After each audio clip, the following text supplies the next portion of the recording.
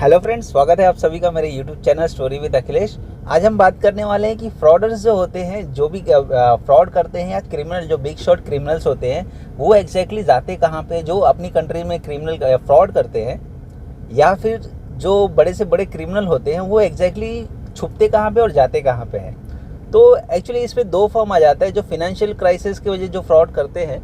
या जो terrorist activities में रहते हैं। ज़्यादातर यही होता है कि जो टेररिस्ट एक्टिविटीज़ में इन्वॉल्व होते हैं वो ज़्यादातर लोग पाकिस्तान में छुप जाते हैं, जाके पाकिस्तान अफगानिस्तान में जाके वो छुप जाते हैं। बट जो फिनेंशियल फ्रॉडर रहते हैं, जिन्होंने बैंक के साथ धोखाधड़ी किया है, देश के साथ धोखाधड़ी किया है, या बालिया जैसे कि इंडिया के नीरव मोदी, विजय माल्या या फिर ललित मोदी, जो ये जो फ्रॉडर्स है ये भाग के इंग्लैंड में चले जाते हैं। तो आज हम बात भी उसी टॉपिक पे करेंगे कि एग्जैक्टली वर्ल्ड के जो भी क्रिमिनल या फिनेंशियल एक्टिविटीज जो फ्रॉडर रहते हैं, वो जिस कंट्री में फ्रॉड करते हैं तो डेफिनेटली वो वहाँ पे तो नहीं रहेंगे। तो एग्जैक्टली वो जाते कहाँ पे और भाग के वो रहते कहाँ पे है।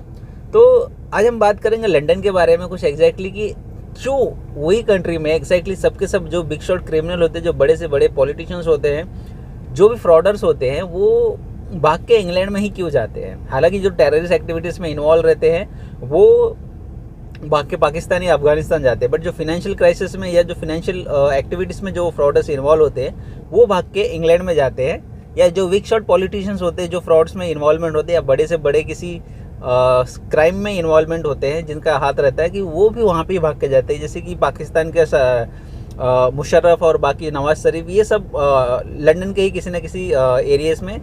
है, वहाँ पे ही है। जब तो वहाँ का एक लॉ है कि अगर आप फ्रॉड करके या किसी अलग एक्टिविटीज़ में इन्वॉल्व होकर अगर आप जा रहे हो वहाँ पे, तो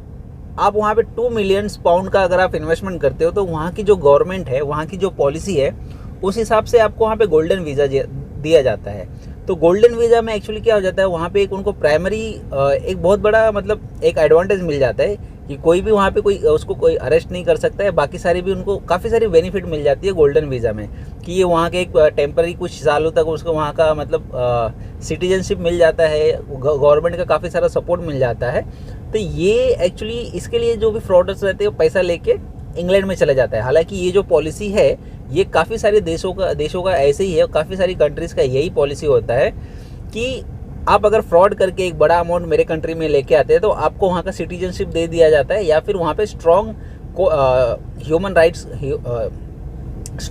राइट्स कोर्ट्स होता है, जिसके अलावा कि अदर कंट्रीज़ पे कोई ज़्यादा प्रेशर नहीं कर पाती है। हालांकि ऐसे पॉलिसी बहुत सारी कंट्रीज़ यूज़ करती है, जैसे कि मैंने पिछले 2-3 वीडियोस में बता चुका हूँ कि मॉरिशस हो गया या फिर स्विट्ज़रलैंड हो गया, कि स्विस बैंक का पैसा जो भी आता है वो स्विस बैंक में कहाँ से आता है और कैसे आता है, एग्जैक्टली वो ब्लैक मनी मैंने आपको बता चुका है। कि इन सब चीज़ों से क्या होता है कि इनकी इकोनॉमी डेवलपमेंट होती है, इनकी इकोनॉमी में काफ़ी सारा इन्वेस्टमेंट आ जाता है और यहाँ पे जो एम्प्लॉयमेंट होता है वो क्रिएट होता है। तो एग्जैक्टली यही चीज़ें होता है कि जैसे कि स्विट्ज़रलैंड में या फिर मॉरिशस में जैसे लोग फेक कंपनी को या फिर सेल कंपनी ओपन करते और उसके ज़रिए ब्लैक मनी को वाइट मनी में कन्वर्ट कर देते हैं। और सेम इसका बेनिफिट उन कंट्रीज़ को भी होता है, ताकि उनके जीडीपी रेट में या इकोनॉमी में काफ़ी अच्छा डेवलपमेंट मिल जाता है। ये एक्चुअली अदर कंट्री का जो फ्रॉडर्स का पैसा जाता है, ये 2-3 कंट्रीज़ में ऐसे उनकी कुछ पॉलिसीज़ है, जिसके कारण वहाँ पे काफ़ी अच्छा इन्वेस्टमेंट हो जाता है और काफ़ी अच्छा उनको बेनिफिट हो जाता है इकोनॉमी को डेवलप करने के लिए। लंदन में कोई फ्रॉड करता है तो लंदन में नहीं रह सकता, वो कहीं और भाग के चला जाता है। बट वर्ल्ड के अप्रोक्स जो भी बिग शॉट फ्रॉडर रहते हैं, जो बड़ा अमाउंट का फ्रॉड करते हैं, वो सब के सब लंदन में भाग के जाते हैं, क्योंकि उनको पता है कि अगर 2 मिलियन पाउंड का अगर हम इन्वेस्टमेंट करते हैं तो वहाँ की गवर्नमेंट हमको गोल्डन वीज़ा दे देती है और उसके अलावा काफ़ी सारे एडवांटेज मिल जाते हैं, जिसकी अदर कंट्रीज उनको मतलब अरेस्ट नहीं कर सकती या कोई ज़्यादा एक्शन नहीं ले पाती है। इंडिया पिछले कई सालों से लास्ट 2 ईयर्स में ही उसने कुछ 2018 या 19 में समथिंग 130 क्रिमिनल्स का रिकॉर्ड उसने इंडिया ने यूके को सबमिट किया था, और यूके ने उसमें से सिर्फ 1% को ही उसने जस्ट उसको 1% को ही दिया था, बाकी किसी को दिया नहीं था। हालांकि ये चीज़ें नॉट ओनली इंडिया में ही रहता है, बाकी सारी कंट्रीज़ में, यूएस का भी यही सिचुएशन था। बट यूएस एक स्ट्रॉन्ग कंट्री है, तो यूएस ने भी कुछ साल पहले अपने डेटास उनको यूके को शेयर किया था और यूके से ये कहा था कि मेरे कुछ फ्रॉडर्स या कुछ क्रिमिनल्स आपके कंट्री में हैं और आप मुझे उसको अरेस्ट करने के या फिर मेरे हवाले कर दीजिए, जिसके कारण हमारे कंट्री में जो भी नुकसान हुआ है, जो फ्रॉड हुआ, उसे हम रिकवर करेंगे। तो यूके ने एक्चुअली यूएस के जो भी क्रिमिनल्स थे उसमें से 90% जो क्रिमिनल्स थे उनको उन्होंने उनके हवाले कर दिया था, बट जो इंडिया होती है या फिर जो छोटी मोटी कंट्री होती है जो उतना स्ट्रांग नहीं होती है लॉ में, या फिर जो फिनेंशियल इकोनॉमिक्स में उतने ज़्यादा स्ट्रांग नहीं होते, उन कंट्रीज़ पे एक्चुअली उतना ज़्यादा दबाव नहीं बढ़ पाता, उतना ज़्यादा प्रेशर वो क्रिएट नहीं कर पाते यूके के लॉ के ऊपर कि अभी इंडिया में तकरीबन 2-3 महीने पहले ही 2020 में येस बैंक का फ्रॉड हुआ था। और राणा कपूर, उनकी जो बेटियां थी, उनका भी कुछ परसेंटेज या कुछ हिस्सेदारी येस बैंक में था।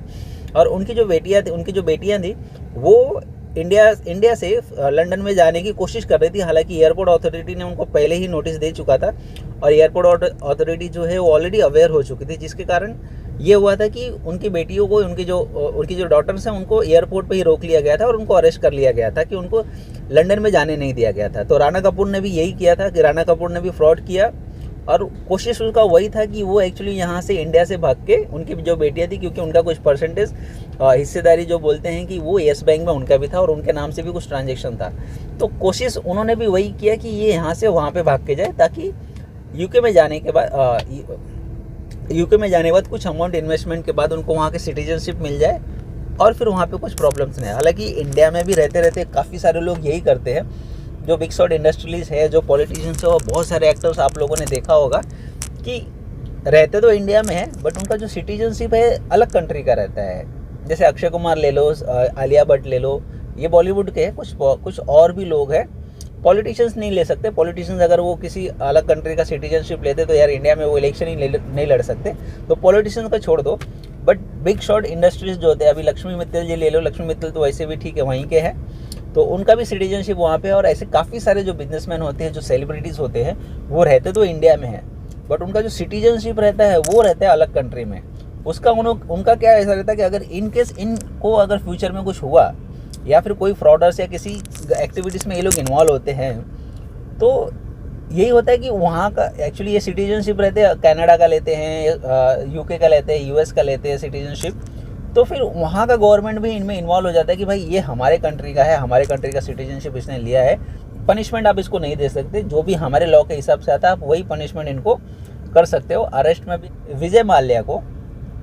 माल्या को उनसे रिक्वेस्ट किया यूके के गवर्नमेंट से कि आप जो विजय माल्या है उनको हमारे कंट्री में, हमारे कंट्री को सौंप दो, ये हमारे कंट्री का एक क्रिमिनल है जिसने फ्रॉड करके ये आपकी कंट्री में छुपा हुआ है। तो वहाँ के कोर्ट ने ये इंडियन गवर्नमेंट को रीज़न दिया कि ये पर्सन की पर्सनालिटी के हिसाब से जो इंडियन गवर्नमेंट का जेल है वो सूट नहीं होता है, जिसके कारण इसको काफ़ी हरासमेंट किया जाएगा और इसकी पर्सनालिटी पे सूट नहीं होती है और इस पर्सन को हम आपके कंट्री में नहीं दे सकते बिकॉज ऑफ पॉलिटिकल प्रेशर और किसी भी पॉलिटिक्स के चक्कर में इसे क्राइम्स में इसको फंसाया जा सकता है, जो कि इसके ऊपर में भी चार्जेस ना हो, उसने ना किया हो, उस एक्टिविटीज़ में भी इसको फंसाया जा सकता है, जिसके कारण हम विजय माल्या को आपके हवाले नहीं कर सकते। और आपके पास अगर कोई प्रूफ है और आपके पास कोई अगर ऐसा चीज़ है कि जिसके ये क्रिमिनल प्रूफ होता है तो आप हमें दीजिए, हम उसके ऊपर चार्जेस लगाएंगे और हम उसके ऊपर केस करेंगे। तो ऐसे कुछ बहाने बना के यूके का जो कोड होता है वो एक्चुअली यही करता है कि ऐसे कुछ बहाने बना के ये जो भी कंट्रीज उसको डिमांड करती है उस कंट्रीज़ को ये लोग यही करते हैं कि अगर आपके पास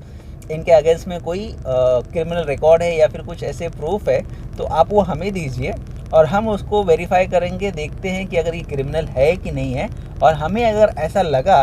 कि आपको हम इसको दे सकते हैं तो हम देंगे डेफिनेटली। बट 99% केसेस में ये होता है कि वो कभी किसी को देता नहीं है। बहुत सारे कंट्रीज़ में ये हुआ, हालांकि रशिया भी यही प्रॉब्लम फेस कर रहा था। रशिया में भी ऐसे ही हुआ था कि 2003 में 2 बिजनेसमैन बड़ा अमाउंट का एक फ्रॉड करके जाके लंदन में बैठ गए। अब रशिया ने जब डिमांड किया कि आपके कंट्री में मेरे 2 क्रिमिनल्स, 2 फ्रॉडर्स है, वो वहाँ पे आपकी कंट्री में है, तो काफ़ी कोशिश किया रशिया ने कि हमारे जो भी क्रिमिनल्स है वो एक्चुअली आ जाए, मतलब कोशिश यही थी उनकी कि रशियन गवर्नमेंट की कि वो दोनों जो फ्रॉडर्स है वो एक्चुअली रशिया में आ जाए। बट जैसे कि मैंने आपको बताया कि वहाँ का जो लॉ है, ह्यूमन राइट्स है, वो परमिशन नहीं करता, और उसने वहाँ पे एग्जैक्टली वही किया कि जो क्रिमिनल्स थे, जो एग्जैक्टली रशिया के जो फ्रॉडर्स थे, उनको उन्होंने दिया नहीं। तो रशिया भी काफ़ी दिनों से परेशान था, काफ़ी समय से परेशान था कि उनके यहाँ पे भी एक्टिविटीज़ काफ़ी बढ़ती जा रही थी, काफ़ी सारे फ्रॉडर्स हो रहे थे और लोगों का प्लान यही चला था। हालांकि कुछ पकड़े जा रहे थे और कुछ यही कर रहे थे कि भागने की कोशिश कर रहे थे कि यूके में चले जाए ताकि वहाँ का सिटीजनशिप ले लो और वहीं पे पड़े रह जाओ, तो उसका कोई ज़्यादा इफेक्ट नहीं आएगा उनके नेशनलिटी पे, और वो फ्रॉड करके एक बड़ा अमाउंट लेके वहाँ पे अय्याश की ज़िंदगी या फिर मज़े से वहाँ पे अपनी लाइफ को स्पेंड कर सकते हैं या जी सकते हैं। तो रशिया ने क्या किया, रशिया का एक्चुअली क्या हुआ कि रशिया ने काफ़ी रिक्वेस्ट किया यूके को कि आप इस पर्सन को इस फ्रॉडर्स को हमें दे दीजिए, बट यूके ने दिया नहीं। तो रशिया का पता नहीं क्या हुआ, रशिया का एक ऐसा हुआ कि जो वहाँ के दो पर्सन जो फ्रॉड करके वहाँ पे गए थे यूके में, कुछ दिनों बाद ही उनकी जो डेड बॉडी है उनके घर में ही पाया गया। क्लेम नहीं कर रहा हूँ कि रशिया के गवर्नमेंट या फिर रशिया के जो ऑफिसर्स होते हैं उन्होंने उनको मारा, बट फैक्ट यही है कि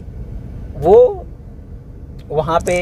कुछ दिनों बाद ही जब उन्होंने इनकार कर दिया गवर्नमेंट से कि हम इनको नहीं दे सकते, तो कुछ समय बाद ही यही हुआ कि उनको वहाँ पे डेड पाया गया। और जब डेड पाया गया तो आप समझ सकते हैं कि क्या हो सकता है। तो यही हुआ था कि जब रशिया के साथ भी यही हुआ था, रशिया को देने के लिए मना कर दिया। तो रशिया ने कुछ समय बाद जो भी रशिया के जो 2 पर्सन थे जो फ्रॉड करके वहाँ पे गए थे, उनकी वहाँ पे डेड बॉडी मिली। और ये डेड बॉडी मिलने के बाद ऐसा हुआ कि रशिया में जो क्राइम रेट था वो काफ़ी कम हो गया। जो फ्रॉडर्स जो कोशिश करते थे भाग के वहाँ पे जाने की, वो जो रेशो था वो बहुत कम हो गया वहाँ पे। हालांकि फ्रॉड ये जो सिलसिला चलता था कि फ्रॉड करने के बाद यूके में भाग जाओ, वो वहाँ पे बंद हो गया।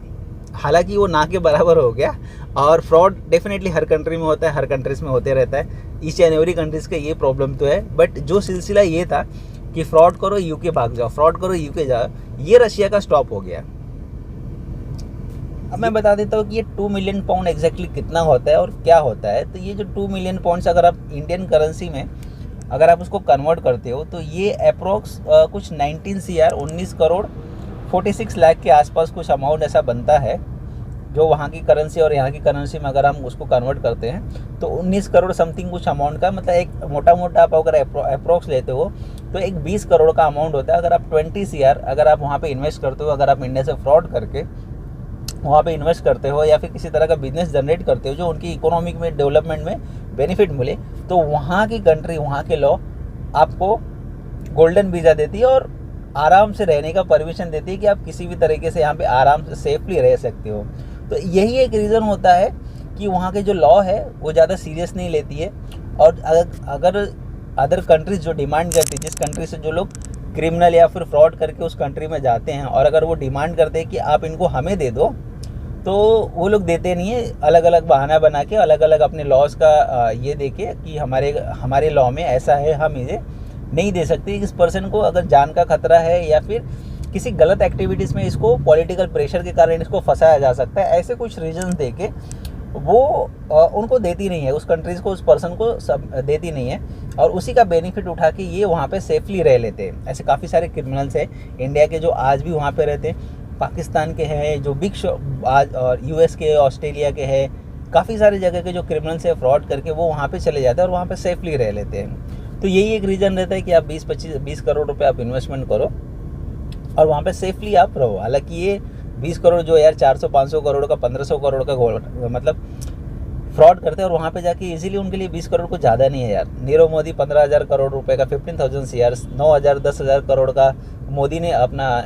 विजय माल्या ने किया। तो ये 10,000 15,000 का करोड़ का फ्रॉड करके 20 करोड़ रुपए दे के ये आसानी से वहाँ पे रह लेते हैं। बस यही रीज़न होता है कि जो भी फ्रॉडर्स होते हैं ये भाग के चले जाते हैं लंदन में या सको।